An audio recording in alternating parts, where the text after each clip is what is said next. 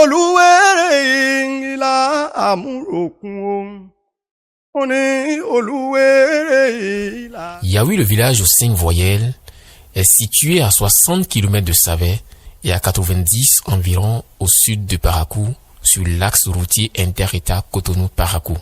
ìlà àmúròkun mọ́lóní odòrò.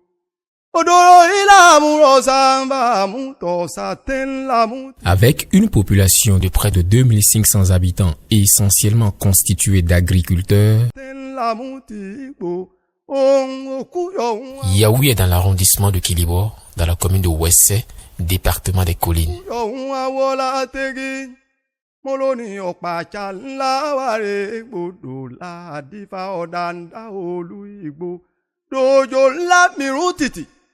mo lóní ìwọ lọ pawó dìbò lọ́njọ́ kí ọ wá pa mí lọ́yẹ̀.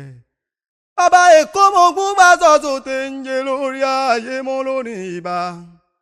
ìbá mi kò túbà kọ́ta jẹ́ o. ọmọ ànágún àkóní rẹ̀yìn mọ́ agbára lọ́wọ́ ọba o. Le site Eto se trouve à 3 km à vol d'oiseau à l'est de Yaoui et est situé dans un complexe de 5 collines dont 2 d'entre elles sont reliées par un phénomène géomorphologique très important. Eto est constitué d'un complexe rocheux de 5 collines dont le balai du village donne les différents noms.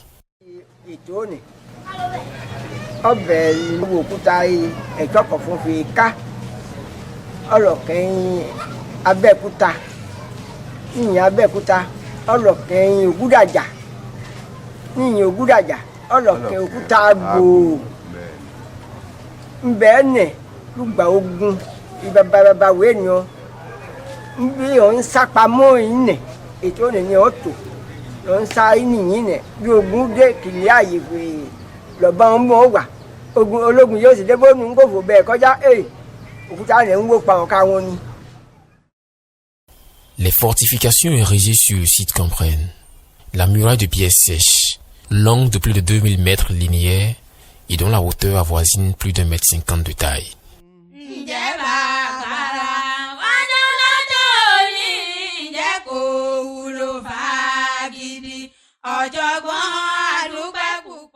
Le mur en terre battue, qui a certainement servi de délimitation et dont le prolongement se termine par une fosse de 500 mètres de long et de nombreux abris sous roches qui ont servi de cachette contre les envahisseurs des autres royaumes lors des guerres.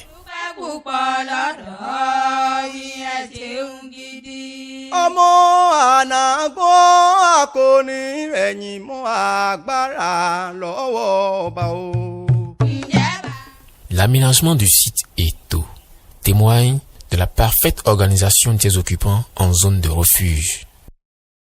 L'architecture de la muraille en est une preuve palpable.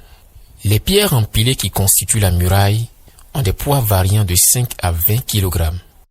Elles sont si bien rangées, les unes sur les autres, à telle enseigne que la muraille est restée intacte après des siècles d'existence.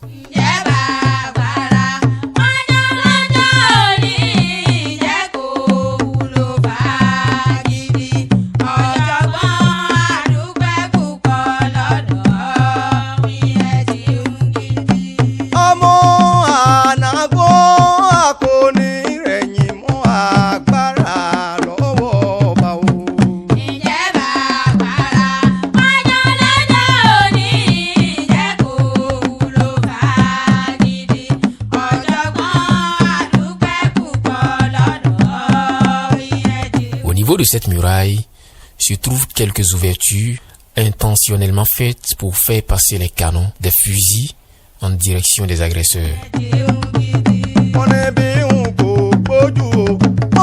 La dernière couche de pierre du haut de cette muraille s'est faite de pierres plates disposées de façon verticale, non seulement pour servir de bouclier contre les projectiles de l'adversaire, mais pour aussi faire passer des flèches, des arcs, des guerriers en direction des envahisseurs. Ce qui montre que cette muraille a été construite pour servir de rempart contre les agresseurs.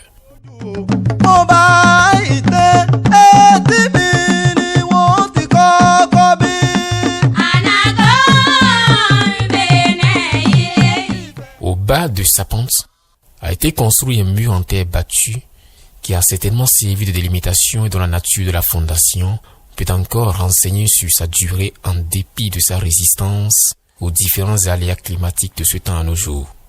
Il s'agit d'un travail très ingénieux, si bien que la question que l'on se pose est comment ses ancêtres ont pu élever un mur en terre battue sur des blocs de pierre à cette époque.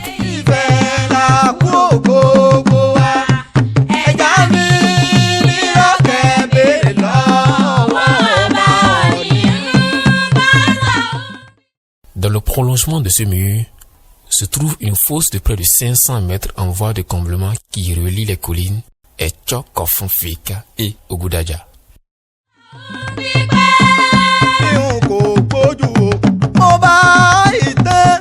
Cette fosse, renforcée par une liane aux épines très pointues, sert de limite avancée de la zone habitée. Elle sert en fait à assurer le contrôle de l'accès à la partie habitée. Ces cachettes sont des abris sous roches très difficiles d'accès en raison de l'exiguïté de leurs entrées et des lianes épineuses disposées çà et là pour fermer le passage conduisant à ces dernières. À l'intérieur de ces cachettes, il fait très sombre. Quoi de plus juste pour camoufler un guerrier contre ses agresseurs?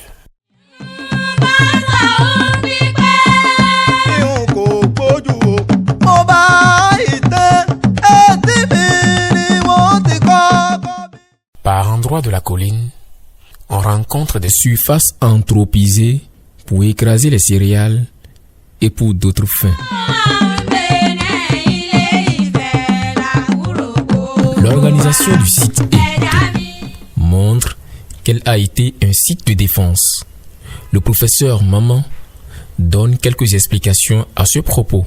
Des informations qui ont été recueillies des populations, il a été montré que autour du site gravitent un certain nombre de sites satellitaires.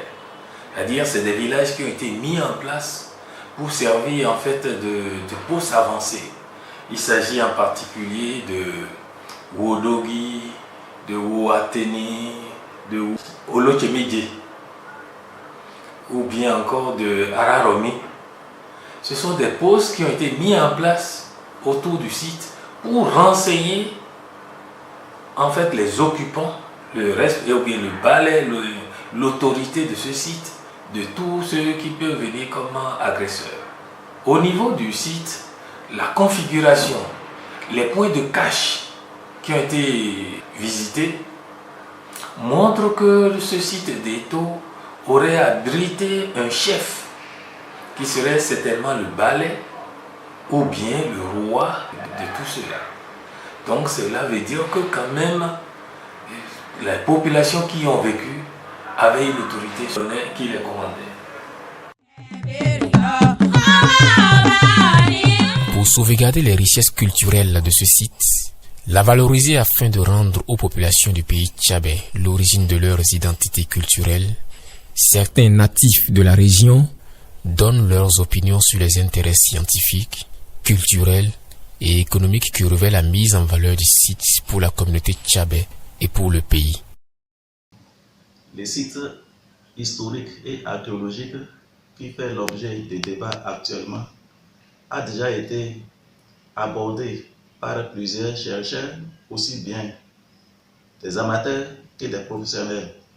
Au nombre de ces chercheurs, on peut parler de Père Moulero, de Palo Marti, et Guillaume, et moi-même. Alors, la plupart des études sur ces sites sont fondées sur la tradition orale. Au nombre de ces questions en suspens, quelles sont les populations qui ont occupé ces sites? À quand remonte l'occupation de ces sites?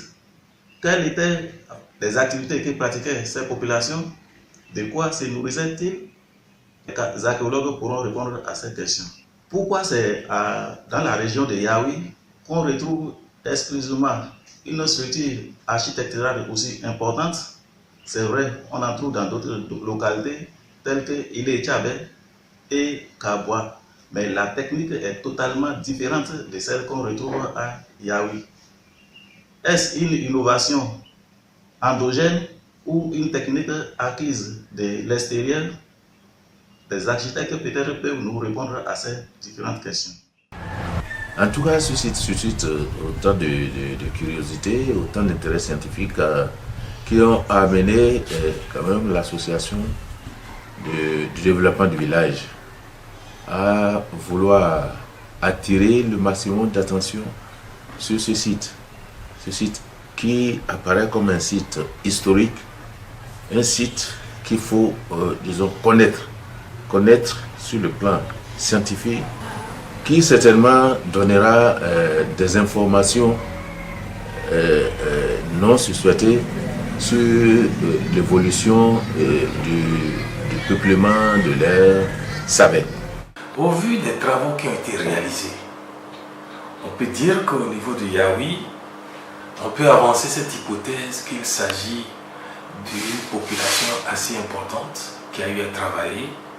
Quand on remonte encore les hypothèses, tout porte à croire que tous ceux qui y ont travaillé, tous ceux qui avaient séjourné, ne seraient que avec les différents razzias qu'il y a eu, ce sont eux qui se sont répandus dans l'ère Tchabé et que certainement, au finish, Yaoui serait certainement l'un des points de départ de l'ère Tchabé.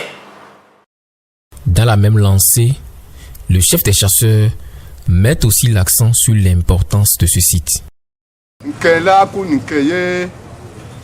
Ọjáde yẹ akọ̀wé ọ̀mọ̀wé wọn ọjáde àyè ìyẹn ọgbẹ́jáde báyìí akọ̀pẹ́ oníkẹ́ ń jèlò àpọ̀yàpọ̀yàn àti onídẹ̀gbẹ́ ìkété wọn ńbẹ̀ ní ọ̀yà ń dùkùn lè tó nẹ̀ bí wọn tòwé nù ńbẹ̀ ní ọ̀yà ń dùkùn gbogbo ẹ̀ láti wó ẹ̀ akọ̀mọ̀fọ́ ní nké bẹ́ẹ̀ ní kọ́ àdí akọ̀mọ̀wé a sì ń tó ń bẹ ọlọ́run ṣèfọ́ ní nínú ọmọ yìí àbílò ní wọn àbí ẹ̀gbọ́n wọn àbí àbíní wọn ọlọ́run kó túbọ̀ fún wọn lè mọ̀ jù bẹ́ẹ̀ lọ ọlá ìwé ó wà fi ètò yìí ó wà fi kẹ̀ pé nǹkan iye ní ilẹ̀ Ìjàbẹ́ ètò nìkan jẹ́ ti Yàwí ń lù kẹ́ kò jẹ́ ti ọdẹ Yàwí ń lù kẹ́ bẹ́ẹ̀ ni kò jẹ́ ti baálẹ̀ ń lù kẹ́ baálẹ̀ Yàwí kò jẹ́ ti gbogbo ilẹ̀ Ìjàbẹ́ ni ètò náà fẹ́ wo fi Yàwí ni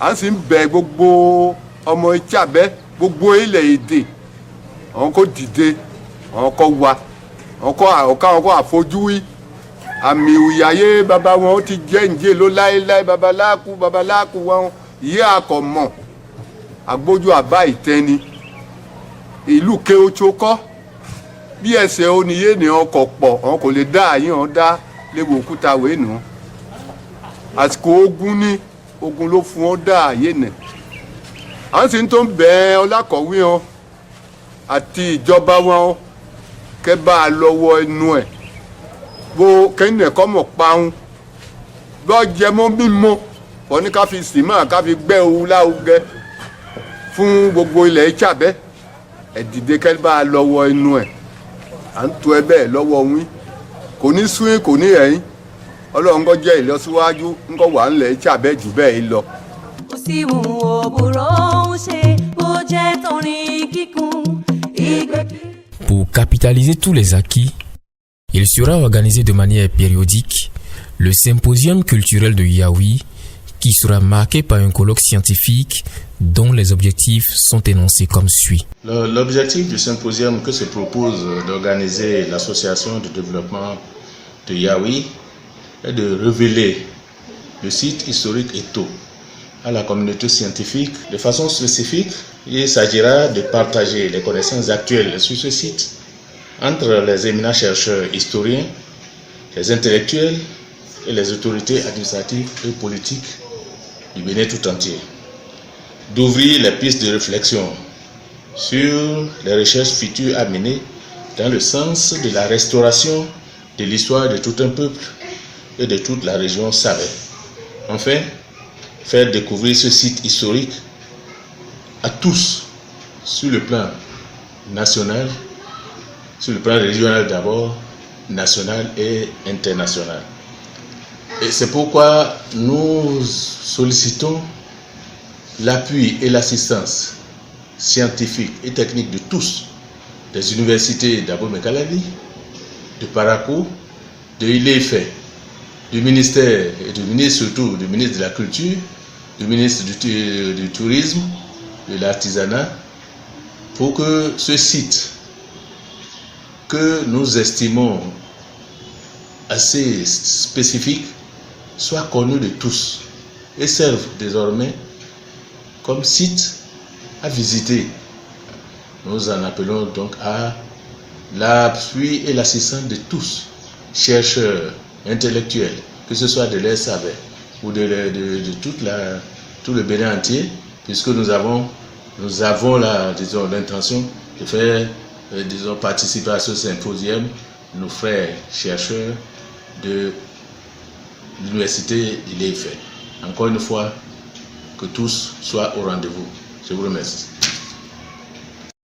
Vous êtes vivement invités à ce symposium dont la première édition aura lieu du 22 au 24 décembre 2018.